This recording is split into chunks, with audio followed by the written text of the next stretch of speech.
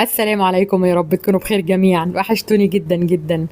5 لتر من شاور جل الشركات، اقسم بالله اجمل من بتاع الشركات، لاني كنت بشتري شاور طول الوقت وعارفه كويس جوده الشاور الجاهز عامله ازاي. بيعتمدوا بس على الريحه. بيحطوا ريحه تاخدك في حته تانية خالص، انما تعالي شوفي بقى القوام والكلام ده كله مش زي اللي احنا عاملينه ده خالص. مش هقولك طبعا موفر قد ايه، مش هقولك طبعا جودته عامله ازاي.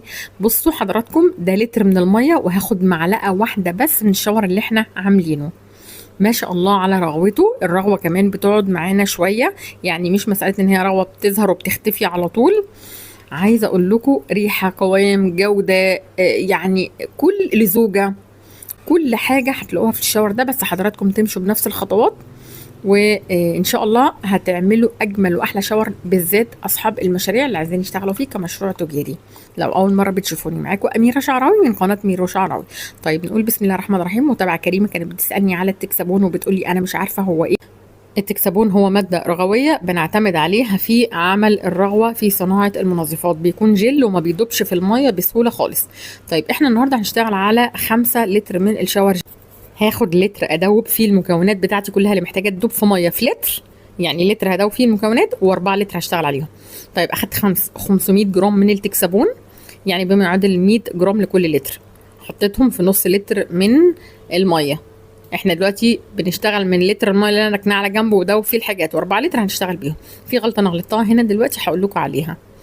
طيب انا دلوقتي نزلت ب 500 جرام، اقدر انزل ب 600 جرام مفيش اي مشكله. هو كل لتر بياخد من 100 ل 140 جرام من التكسبون، يعني مش هتفرق حتى لو زاد شويه. طيب دلوقتي معايا 25 جرام من الجليسرين. الجليسرين دوبت فيه الوان المايكا، كلنا عارفين الوان المايكا ما بتدوبش في الميه، بتدوب في الزيوت. فانا دوبت اللون المايكا بتاعتي. تقدري تستخدمي الوان عادي جدا، مش لازم مايكا، ولكن المايكا بتديني لمعه حلوه قوي.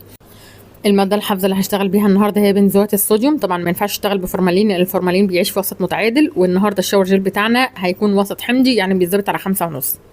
اخدت 12 جرام بما يعادل 2 جرام ونص من بنزوات الصوديوم. دوبتهم برضو في شوية مية من لتر المية اللي انا شايلاه على جنب بدوب فيه المكونات بتاعتي.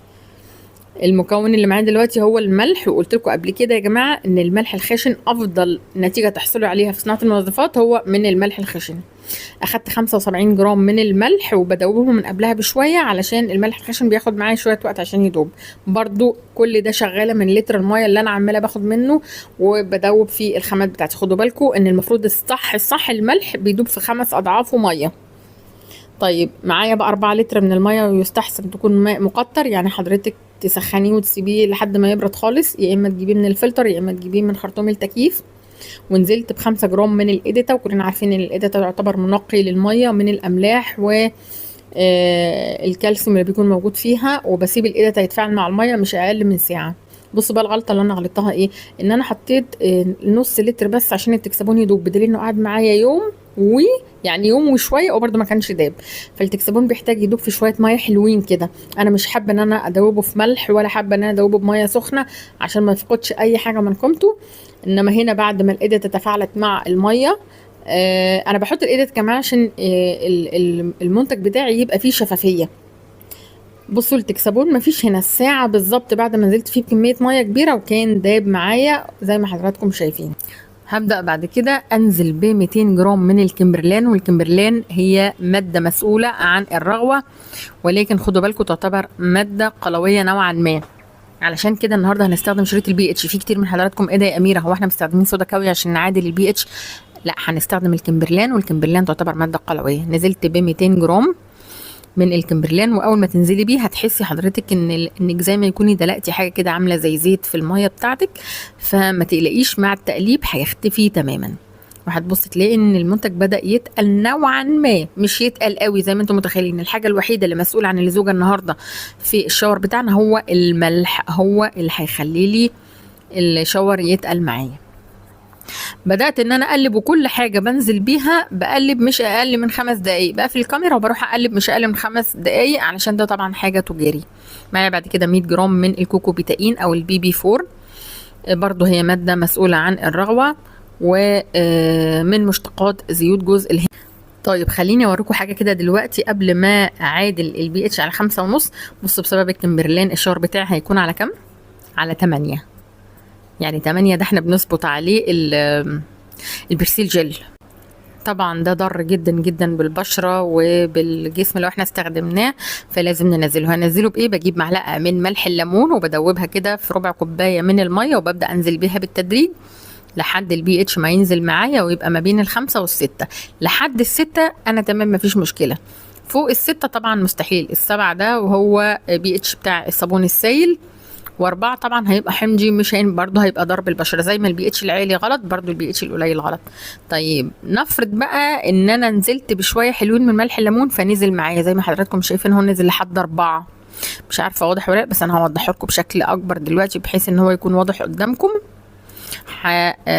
هبدا ان انا ارفعه بالتراي اسينول امين. التراي اسينول من الحاجات برضو اللي غير ان هو بيرفع البي اتش بكل امان بسنه بسيطه، يعني مش زي ما انتم متخيلين، ولكن هو من احد المكونات المسؤوله عن الشفافيه بشكل كامل. ببدا ان انا اقلب كويس جدا جدا، ما تنزليش بكتير، لان انا قبل كده كنت بعمل شاور ونزلت يعني مثلا ب3 معالق كبار من التراي اسينول، وبصيت لقيته طلع معايا تاني على 7. فانا مش عايزه اهدر خامات. بصوا هو كده اهو، ولا 7 ولا 8 عشان ما حدش يقول ايه ده انت عاملاه على 7.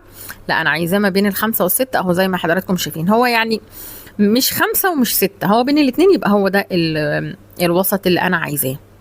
طيب انا دلوقتي بعد كده معايا 25 جرام من اكسيد الامين. اكسيد الامين يعتبر رافع قوام، رافع لزوجة، رافع شفافية، رافع روعة. يعني بصراحة أكسيد الأمين ده من الحاجات اللي أنا دايما بحب استخدمها في المكونات أو المنتجات التجاري.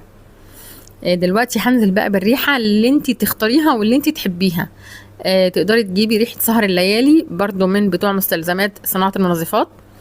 الريحه الزيتيه طبعا هي افضل حاجه. ما ينفعش طبعا تقولي لي هحط برفيوم او هحط الروايح اللي هي العاديه دي، لا لازم تكون ريحه زيتيه. بس طبعا ما تكتريش، احنا بناخد من 2 جرام ل 2 جرام ونص بس لكل لتر، علشان خاطر لو كترت بتفصل معايا الرغوه او بتقلل معايا الرغوه. وممكن تلاقي بقى الشاور فصل معاكي وبقى عامل كده زي الميه. نزلت بالالوان المايكا اللي انا كنت مدوباها في الجليسرين.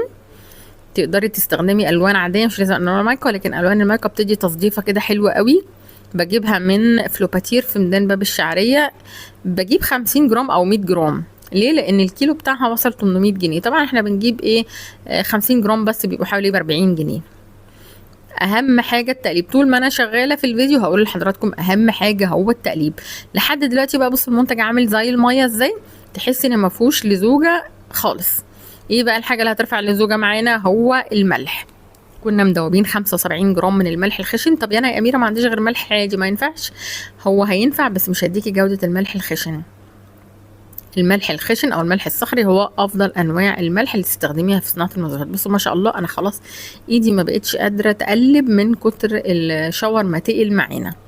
بصوا ما شاء الله. على فكره موضوع الرغوه اللي حضرتك شايفاها ده، يعني لو عدى 3-4 ساعات هتبصي تلاقي الرغوه دي راحت، علشان ما تقلقيش خالص.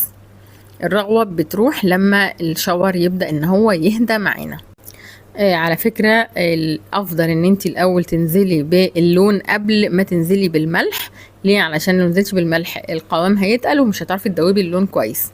خدي بالك من النقطه دي.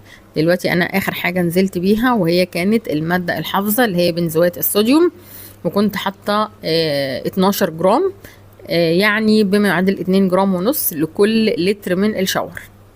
هركنه بقى مدة 2-3 كده 4. ده انا ركنته بصراحة لتاني يوم. وما شاء الله حضراتكم شايفين ده بقى جمال الوان المايكا، التصديفة الجميلة اللي حضراتكم شايفينها دي. شايفين الشفافية وشايفين القوام، ما شاء الله حاجة كده وهمية. يا ريت يا جماعة تلتزموا بكل التعليمات اللي احنا قلناها. التقليب بيكون في اتجاه واحد، دي حاجة مهمة جدا جدا، لانك لو قلبتي في اتجاهين رايح جاي ده من الحاجات اللي بتسبب ان المنتج ممكن يفصل معانا. اخر حاجه بنحطها دايما هي الماده الحافظه. متعودين في الصابون السائل البرسيل جل اخر حاجه بنحطها هي الريحه الزيتيه بعد الماده الحافظه، لا لكن هنا بنحط الاول الريحه وبعد كده اخر حاجه بنحطها هي الماده الحافظه. طيب بصوا الرغوه بتاعته ما شاء الله. عايزه اقول لكم حاجه كده تحفه وهميه. بصوا بعد ما خلصنا خالص هوريكم برضو البي اتش ان هو مظبوط على 5.5، يعني امن تماما، ما تقلقوش منه. طبعا تقدري تستخدميه على طول، مش هتضطري ان انت تركنيه ولا حاجه، لان احنا ظابطين الازازه دي اقل من لتر، فال5 لتر عملوا لنا 6 لتر. الازاز دي كنت جايباها من الجامع الاحمر، الازازه سعرها تقريبا في حدود 12 جنيه. يا رب يكون الفيديو عجبكم، ما تنسونيش بدعوه حلوه، واشوفكم الفيديو اللي جاي على خير، والسلام عليكم ورحمه الله وبركاته.